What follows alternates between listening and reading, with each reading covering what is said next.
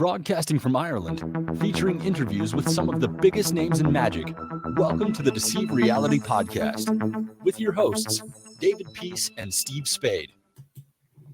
And we're back. Hi, everyone. Welcome back to the Deceive Reality Podcast. My name is David Peace. I'm here with Steve Spade. Steve, how are you doing? I'm good, man. How are you? Good now. And we have a special guest returning after killing it lecturing and dealing at Blackpool. We've got Michael O'Brien. Michael, how are you doing? I'm doing well, guys. How are you both? Nice. You got the Guinness and we don't. And it's the middle of the day for you and the evening for us. So we're really letting it down.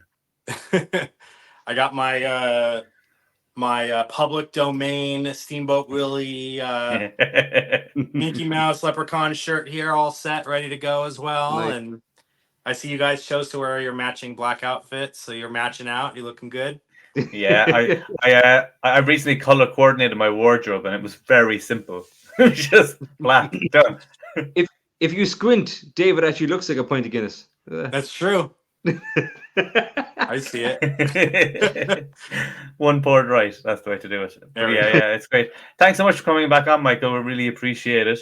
The last time you were on was probably around St. Magic's Day as well, which is it's like a tradition getting going. But we finally met in person last month at the Blackpool Magic Convention where you were lecturing and dealing. I know you did your own video where you reviewed Blackpool and stuff, but how was it sort of lecturing there for the first time? And like that room was huge as well. What was that sort of experience like? Yeah, it was really cool. Huge shout outs to everyone involved. You have Russ Brown, who took a chance on me and decided to invite me out. Russ Stevens, Guy Barrett. It's like those three guys pretty much throwing this whole convention together. And if you've never been, the sheer scale of this thing, and you guys can attest to this, like how freaking massive this thing is. Mm-hmm. So they invited me out to lecture and to perform in the close-up gala. So I got to perform with Bernardo Sedlicek, and I got to perform with Kyle Purnell and Danny Goldsmith, some of the best sleight of hand guys that you've ever seen.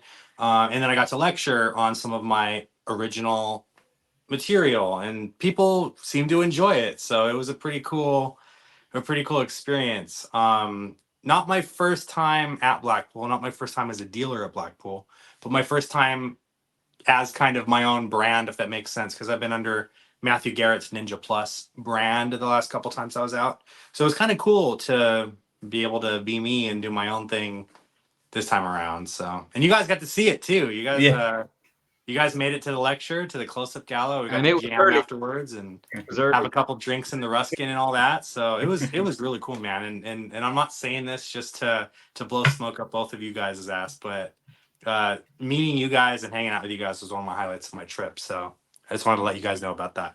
It was one of our highlights as well. And as Steve said, your lecture was early, and like we made it. Yeah. I know. Everyone's either no sleep the night before or hungover or whatever. But the people that made it out, they were troopers. So yeah, we barely made it into the close-up gala as well, but we hid behind the curtain and didn't get kicked out. So that was pretty good. But yeah, I know. I was like, who's? All right, I see the head. That looks like David over there. Okay, yeah, they're good. They're just hiding behind. They're all wearing black, but I see David's head floating around. So they're like a zombie ball, the human zombie ball. Yeah. It shows how busy all the events were over there. But it was, as you said, really well run and stuff. And I think one of my favorite things was some of the close-up gala stuff of seeing people actually perform as they would.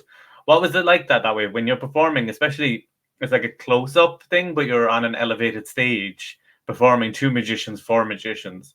How did you find like that sort of experience performing in that environment? Yeah, so very few times do I ever perform close up on a stage for like a screen that's being projected over my head. So it's when you're in a close up situation, the people you're performing for, they're right here with you, they're interacting with you. You can reach out, you can hand them things or whatever, right? For me, I had to have kind of the two people that were on stage with me, because I had someone sat to my left and to my right. So the two people that were up on stage with me had to kind of be the eyes and the ears of the audience, but you also don't want to get tunnel vision and just be performing for those two people. Even though there's a screen above you so the people in the audience can see, I don't know, it's just different, right? So I had to make sure that there was moments where I kind of break my own concentration with what I'm doing and I address the room, and you have to be big and you have to play big as if you're performing on a stage, even though I'm doing a close-up set. And being someone that's performed on stage, I've done mentalism on stage. I don't do illusions or any of those things, but I have like a stage performance. Having done that before was definitely helpful.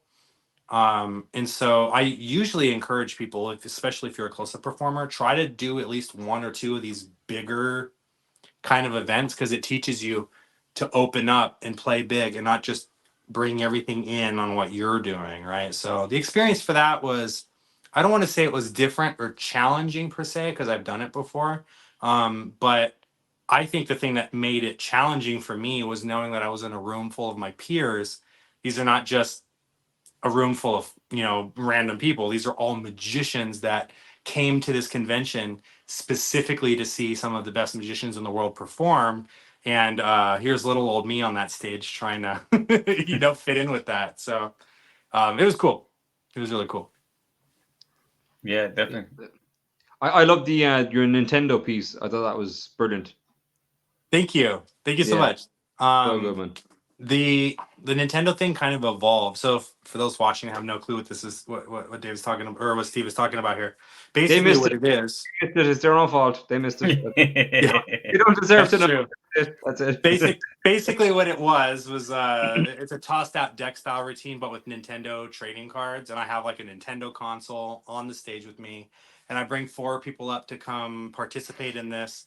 And instead of just reading their mind and tell them what card they're thinking of, I have them holding like Nintendo controllers, and their eyes are closed and they're pretending like they're playing this game. And then I take out like a Nintendo Power Glove, and I use that to sort of like, add a little bit of drama to it. And then I tell them what games that they're playing. But I mess up and I get them all right except one. And then the last person that's standing up on the stage, I asked him, what game were you thinking of? Oh, I was thinking of Double Dragon, right? And oh, look over there in the console. And then he opens it up, and then the Double Dragon game was on the console. So it's funny that you mentioned that you liked that one, because R. Paul Wilson actually caught the last end of my lecture, which that was the bit that he saw. And he said the same thing. He was like, oh, it was really cool. Like, a really unique take on a classic piece of magic that was just like wonderful to watch. It was entertaining, et cetera, et cetera. And that's basically what the whole lecture was about. It's about taking things that you already know and putting your own unique spin on them, right? So I was actually Steve, before you came in, I was chatting with David about his coasters, his beer mats, right? And he said that, yeah, like everywhere you guys look now, you're seeing ESP cards everywhere, right? Because you're thinking about, well, how can I take these wavy lines and crosses and things and like make them into something that's more relatable to the general public. Sure, So yeah. just that concept alone is essentially what my lecture was about. And then I went on to just kind of talk about different ways that I've done that with my own magic. So I have Pokemon stuff, my Among Us, stuff that you guys have actually reviewed here on your channel. And then ending it with one of my favorite pieces, the Nintendo piece. So I'm glad that you enjoyed it. Loved it, man. That was brilliant. Yeah, I've been listening to the Yu-Gi-Oh theme song since Blackpool now. I'm just like, that theme song is banging. It's so good. One of the things that you did in the close-up gala that was really cool, you had these beer cards that you were showing us as well. And I think they might be coming out soon or something, because that was a really cool concept. Can you talk a bit more about those sort of cards that you have? Yeah, of course. So actually, here I'll do my transition to my little plug here now. This is a new product, Pints and Prestidigitation, and I'll give you guys a little taste of this if you guys want to see. Yeah. But basically, I say you guys, I mean your audience, because you guys have actually seen this already. I can go a bit wider for you. There we go. Perfect. Boom. And so this is what we're gonna do. We're gonna try something now. I see a lot of really strange things where I work, because I actually work at an Irish pub, believe it or not, right here in California. And I saw this guy sat at the bar, and he was wearing a blindfold, and he was doing sort of this blind taste test where he was taking a drink, and then he was telling you whether or not it was a beer or a light beer. And if you got it right, you had to buy him a drink, and if you got it wrong, he bought you one. And he was kind of just doing that for a bunch of people. Let me see. We're gonna try something here. I want to make sure that I actually have. So there's 4 and 4. We're gonna try one more here. We're gonna do 5 beers and 5 light beers. So where is my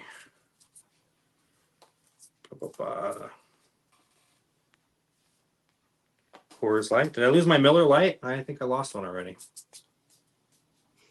Here, we'll use 1, 2, 3, 4, 5. Oh no, those are the light beers. That's why. So that goes there. There we go. So I have Miller, that one, and I'm missing. I am missing a card though. So we're gonna. Oh, there it is. Budweiser. Perfect. Okay. So we're gonna try something here. Okay.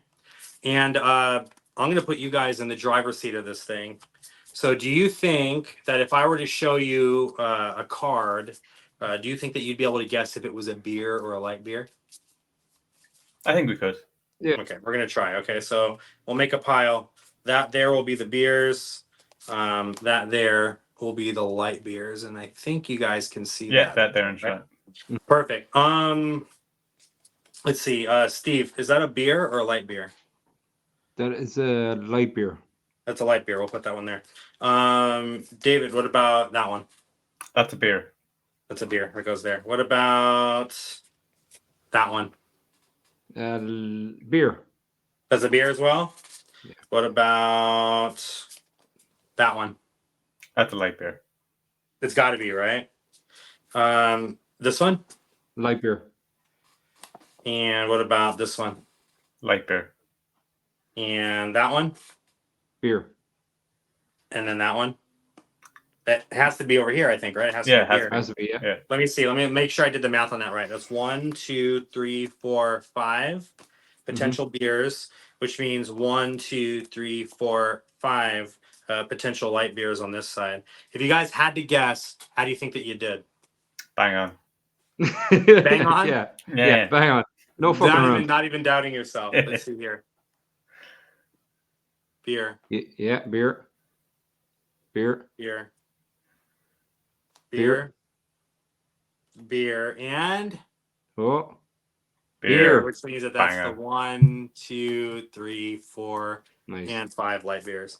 So that's just one of the several routines that's included in this fun little project, and they all use these beer cards. Here, let's do one more. Let's do one more.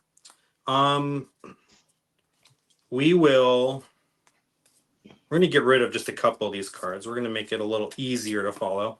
But another weird thing that I saw at this bar that I was working at is this guy was mixing beer and light beer together and then drinking it. And I asked him, well, why would you do that? And he said, oh, it's because if I do this, I get the same great taste of having the beer, but without all the calories.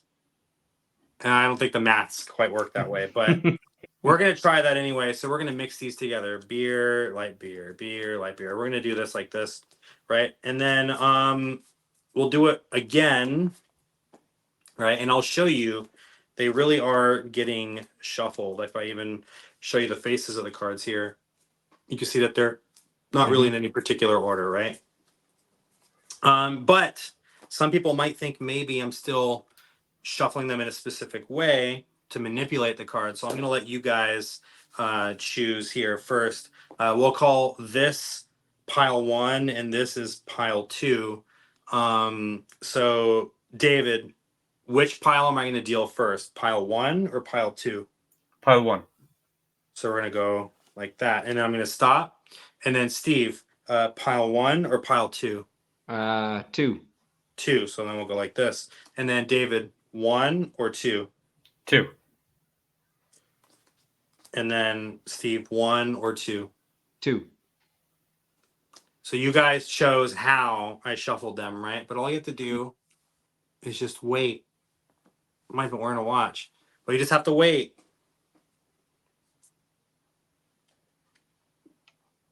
Beer, Nice.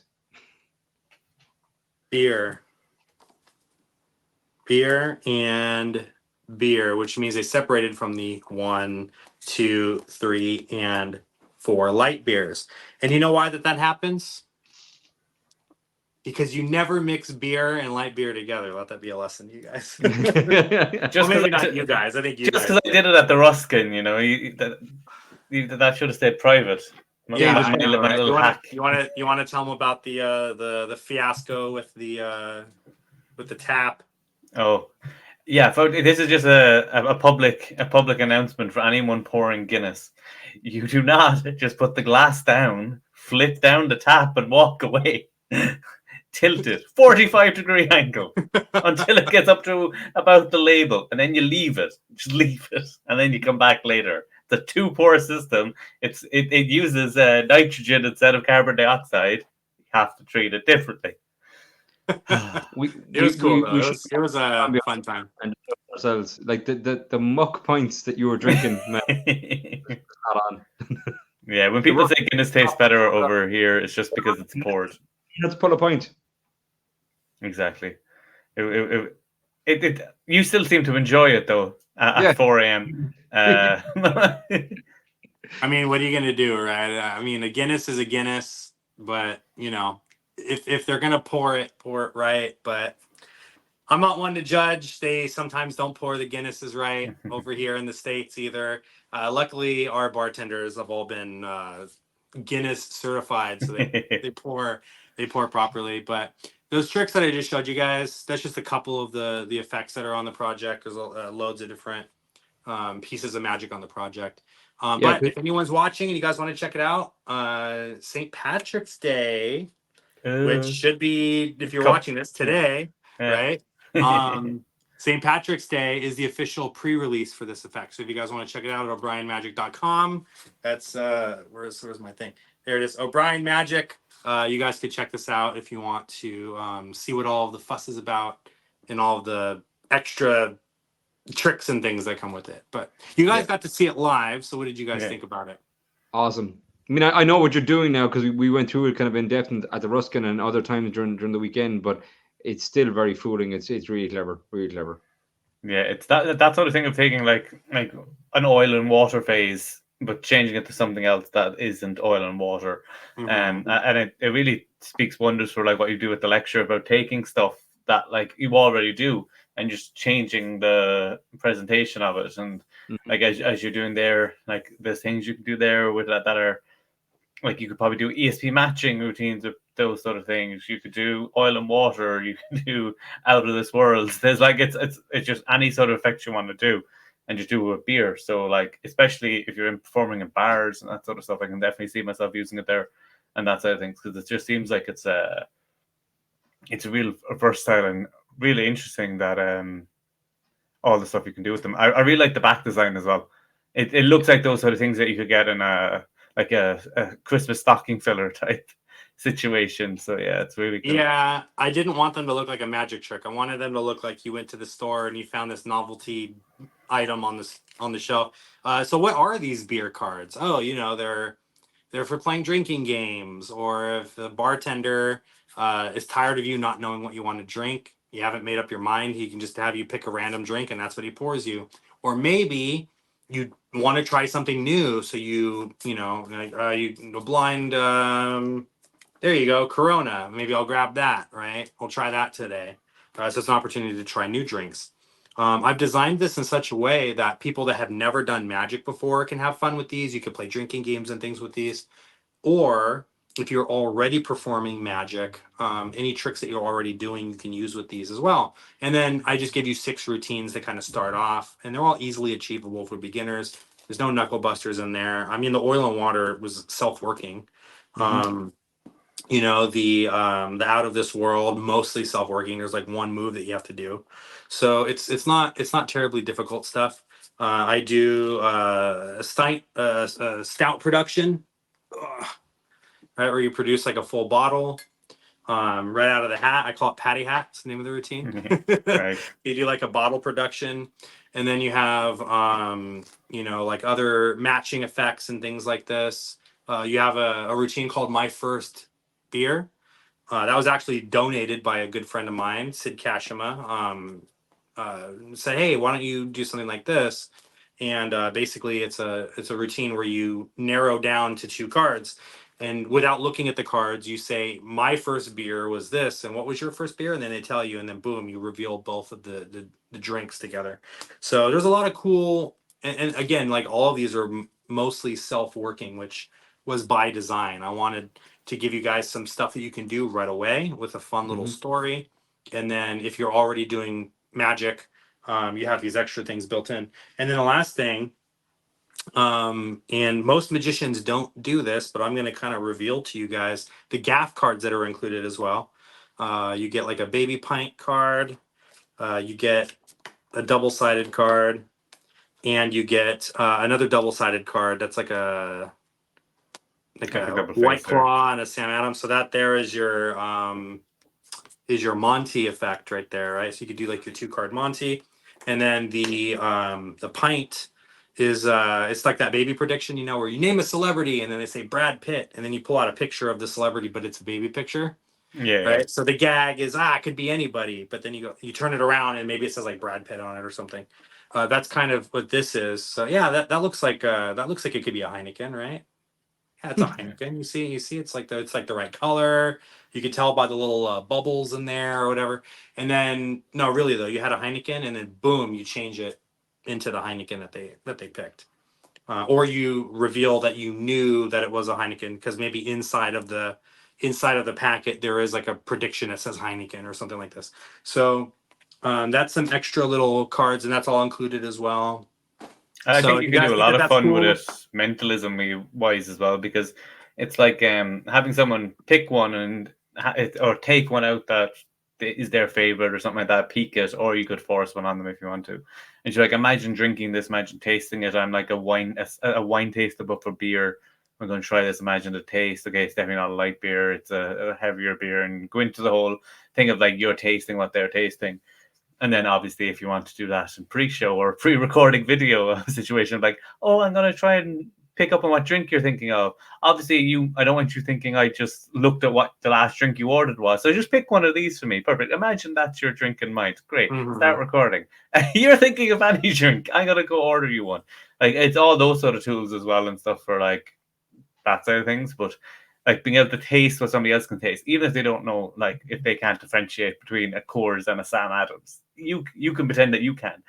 You can just say whatever you want as long as you get the name at the end. That's all that matters. Exactly. And the last thing that I wanted to say too, you mentioned how much you like the back design. The back design is actually worked into the method as well, because it looks innocent enough. But you can actually, and I don't think I'm going to reveal this one. I think I'm going to let you guys, watching at home, see if you can figure out the magic here.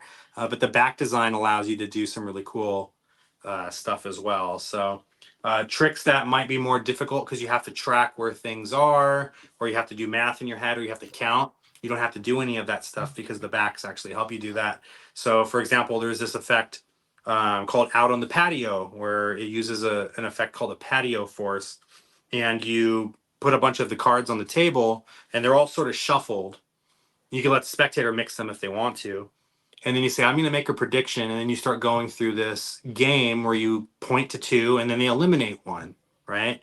And then they point to 2 and then you eliminate one of the ones that they picked, and you get all the way down to one last card, and then you reveal that card matches your prediction, right? But again, the cards could all be shuffled, but the back design allows you to track where that one card that you need for the effect to go off is located on the table. So there's a lot of other things that you can do with this too.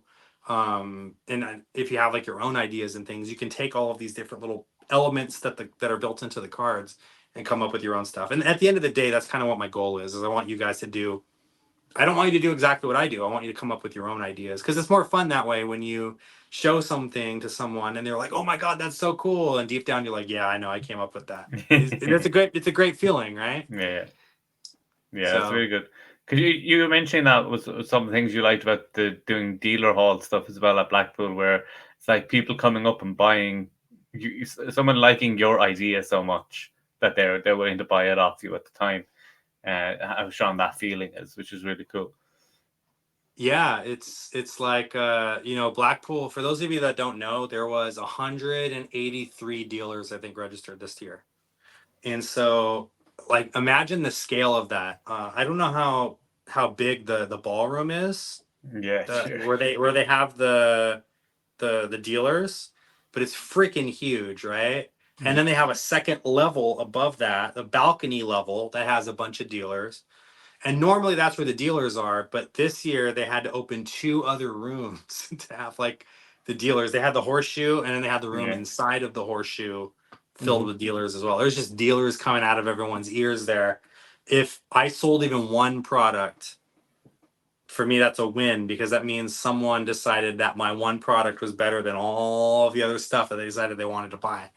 And I did all right. And I had a lot of fun. I had a lot of people come up to me and they had no clue who I was and they just wanted to see what I had to offer. And I pitched them and they were like, you know what? That's really cool. I'm going to add that to my set. I had some people that have come up to me and holy crap, you're Michael O'Brien. I haven't gotten to meet you. My name is so and so. I'm a big fan of yours. Can I take a picture? And that's always a really nice time, right? But yeah, man, it was a really cool experience. I had a really great time. It's definitely, in my opinion, if you can make it out, it's definitely the convention to go to. If you're trying to decide which convention to go to, if you're depending on where in the world you live, I would say Blackpool is one of the top 5 for sure. Yeah. It's one of those things as well that like the Ruskin bar is like the situation you hear everyone talking about it, but it's because there's so many rooms. Like this year I was in like the main bar and the back bar, but there's the downstairs bar too, which I never even went into. But like you see clips of people performing crazy stuff in there, and it really is what they say. The real magic happens in those bars and dark corners in the back. You get to see some stuff that will really blow you away. Were there any things that people were showing you over there? Because I remember you doing Ninja Plus with the solid ball onto the ring at about, I think that was about 3:30 in the morning at the end of the convention. After I think you might have had a Guinness or two at that point as well, maybe, and you were still nailing it on, which is just like. I think that Friday we were sitting around with a bunch of Irish magicians, and it really fried everyone who was sitting there, especially Steve's brain. That was the same night that we had our little ring off competition too. Been practicing. Yeah, so yeah, like I've done a video on this in the past, but basically there's like 5 things that I always recommend that people do. And the after the convention sessions is one of my favorite parts about the convention. It's like you go to the lectures, cool. You go to the dealer's room, cool. You go to the shows, cool, right? The Beat the Wand, which unfortunately didn't happen this year because of reasons, was one of my top favorites. But they did a different version of that, which I thought was okay. I don't know if you guys got to see it or not. They did a different version of it that I thought was okay. It was the one that The Battle Sam. Cabaret. Yeah, thing, Yeah. And then to go to the after jams. The Ruskin is the biggest one, and then Russ Brown actually has his own little magic theater too. Yeah. The House of Russ Secrets. Brown's House of Secrets. There you go. Thank you. Yeah. So always magicians in there, people jamming, people meeting their heroes and everything. Like you'll be looking around and you're like, holy crap, that's like, I don't know, Michael someone over O'Brien. there. Yeah, like holy crap, that's David Peace is over there. Holy crap, Steve Spade's over there, right? And you're just like seeing all these people that you look up to, and you can go and you can strike up conversations with them. I remember one year, it was Mario Lopez. He had just gotten done doing his big whatever it was, where he like, what was it? Was it Fool Us or was it AGT or whatever? Where he like made his nipple vanish and like the cigarette stuff and all that. And so he was like huge at the time, right? And he was sat at in the Ruskin, I think right about where we were sitting that one night. And he had like a bunch of like 15, 16-year-old magicians just kind of surrounding him, and he was like jamming with them and sessioning with them and stuff. And you could see the look on their faces. They're like, "Oh my god, this is so cool!" Right? And it's just a really cool experience. So yeah, I think I definitely heard someone recommend it. saying that like it's what's so special about the magic community is that the people who are like at the top and the people who are just hobbyists who've just picked up magic get to hang out.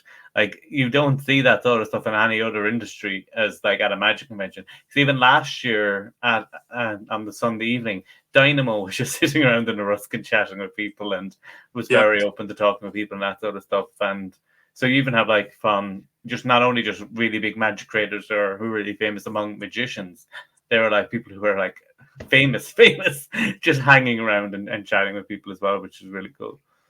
Yeah, there is a Yeah, nice sense of it's community there. It's cool, and it's nice then when you meet people that you hadn't met before, or they mention something that you've done since that you know they might have heard about or whatever. So yeah, it was a great just a kind of a networking thing as well all weekend. It was nonstop though. It was like, oh, let's go do lunch, let's do this, let's do that, and then we had to meet up with all the escape guys, and we were hanging out with Andrew Basso because of all the escapes, and yeah, we were just getting like literally everywhere. It was just mad. Yeah, timetabling is Yeah. very important when you're going there otherwise to you burn meet yourself out. You gotta fit lunch and like sleep in there somewhere, and that's Yeah. probably the most difficult part. Like me, I didn't eat until after the dealer hall closed, and like I went out to dinner. Right, like I had Lucozade to get me through the day, and then at the end, it's like, okay, let's go find some restaurant to go eat in or whatever. Like I'm starving, because I just didn't budget eating into my Who schedule. needs to eat? Yeah. we So, but the we cool lived on thing, Greg's, which is Greg's. my Sausage stomach rolls are wasn't nice. happy about after Blackpool, but it was kind of the like what? we lived on Greg's. Just you go Oh there, you yeah, get a sausage roll or some yeah, other pastry, yeah. and then by the last day, it's just like, oh my god, I think my stomach's going to explode if I have any more of this like heavily fried stuff. Yeah. The other, Steve, you kind of touched on this. The other really cool thing is seeing people that you've known for a really long time, but you've never met in person, and that's a really cool experience too. My first time out at Blackpool was 2018, 2019, something like that. I don't remember off the top of my head, but there was so many of those moments where it was like, holy crap, you're so and so. Holy crap, you're so and so. And then you like, hey, what's up, man? And all this stuff, and you hang out and all of that. And now I have, every year I come, I have my regulars that I come and, hey, you know what? We're gonna sit, we're gonna have a pint, we're gonna hang out for a little while. And these are people that I met at the convention, So you Yeah. have people that you've known already, you have people that you've never met before that you've known for a while that you're just meeting for the first time. And then you have people that you never knew existed until the convention, and now you're friends with them as well. So it's a really cool experience. And even sometimes you're having points with people who know who you are but don't know who you are. Do you know Michael O'Brien? Yeah, he's right there. Oh, he's got my God. Okay. No, So- that's the soccer guy. That's him. For those watching, It's too hard to explain. Don't he even was bother. lovely. He was lovely. He was really nice.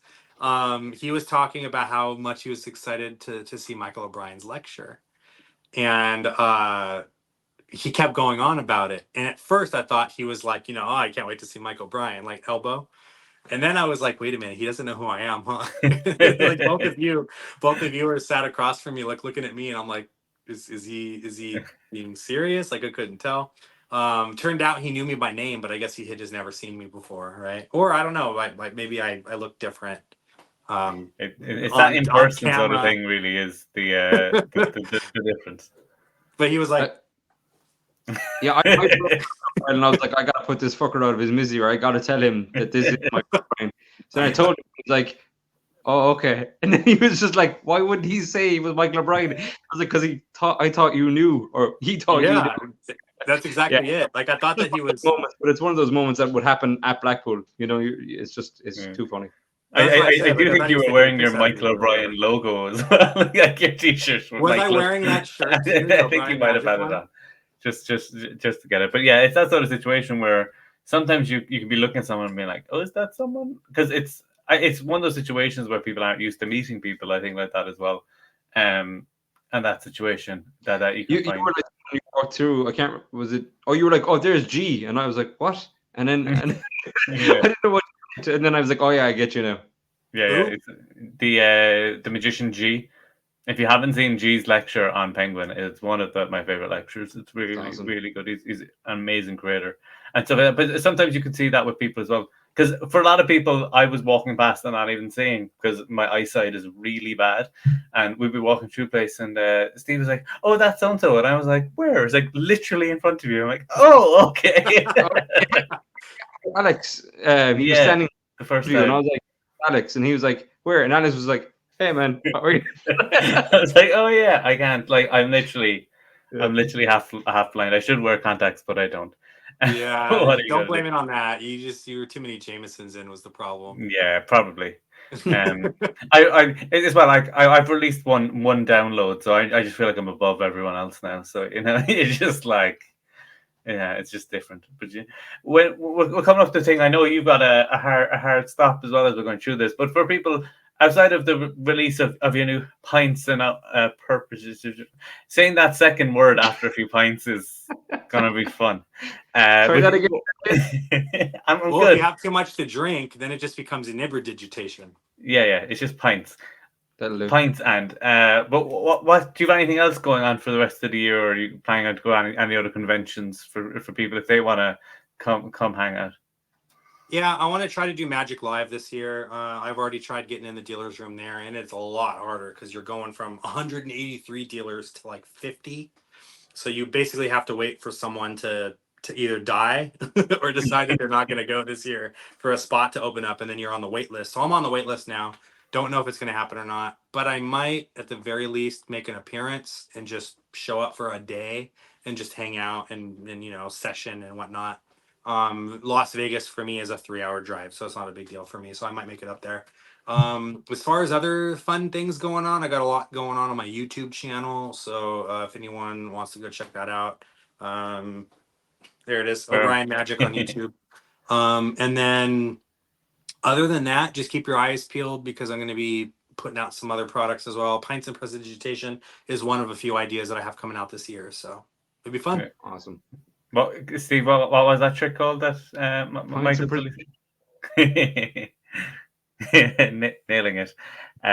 One of those things. I had a stutter as a kid. I get left off that sort Don't of have stuff. one now, Dave. Stop fucking me. No, I just don't. I don't want to trigger it again. That's the real thing. it's a really cool trick, and we got to see magicians react to it. And I mean, and they did react because they were like, "Oh, it's like oil and water," but wait, there's more. And it's really good. So yeah, if you're a bar magician, if you work in bars, or even if you just want a good utility prop, just go pick that up right now. Yeah, I'm because gonna, what I I'm like gonna about send you it is, guys a copy when it's done too, so you guys will get. oh, It's on the floor over there, but you guys, you guys will get, one as well. You guys can play with, and if you decide that you want to do a more in-depth review of it, you're welcome to do that. yeah, But absolutely. yeah, it was great seeing you guys, and thank you so much for having me on, especially on St. Patrick's Day. I know you guys probably have a lot of better things that you could be doing on a St. Patrick's Day kind of weekend celebration, but you chose to talk to little old me, so I really appreciate that. What's your St. Patrick's Day going to be like? What's your plan? That's a really good question. I already asked my bar. I'm like, hey, do you guys want me on St. Patrick's? And he was like, no, stay away from here. It's going to be a madhouse. It's the only Irish pub that's in the area. So the queue is going to be wrapped all the way around the side of the building there. And no one's going to want to watch magic. They're all going to be too drunk or whatever. And then Dave was like, whoa, you could work the queue, right? And I'm like, well, no one's going to want to tip me in the queue because they got to hold on to that $12 that they're going to go spend on a Bud Light with a drop of green food coloring in it. So, yeah, absolutely. yeah, so they're gonna be pinching pennies anyway. But no, I offered to show up, and the owner was like, "You're gonna be better off just not coming that day." So this Thursday is gonna be my St. Patty's celebration weekend for that. But on the day, I'm probably going to take it easy and spend some family time, if I'm being honest. Awesome. Yeah, that's the true meaning of St. Patrick's Day. Spending it with family and make sure you fight off a few snakes. Just like That's get right. those snakes. Well, we like- actually do have them here, though. That's the difference. There was a snake found at our train station, Cork train station. We don't have Really? snakes, and it was a long one. Like I think it was like 4 foot. And people were freaking out, but I think it was a pet that escaped. So it's, people like just in time for St. Patrick's Day. There you go. To leave, he was just trying to leave Cork. Yeah, he was. He did go straight to the train station. So we'll see how that goes. But thanks again, Michael, for coming on. We really appreciate it, and we'll definitely have you back on again at some point. We really appreciate it. Have a great St. Patrick's Day to everyone. And definitely subscribe to the channel if you haven't done so, and to Michael's channel too. We'll put the link in the description down below so you can go find that. And Steve's got his green carrot there as well. So all good. Thanks so much, guys, and we'll see you again next time. Happy St. Patrick's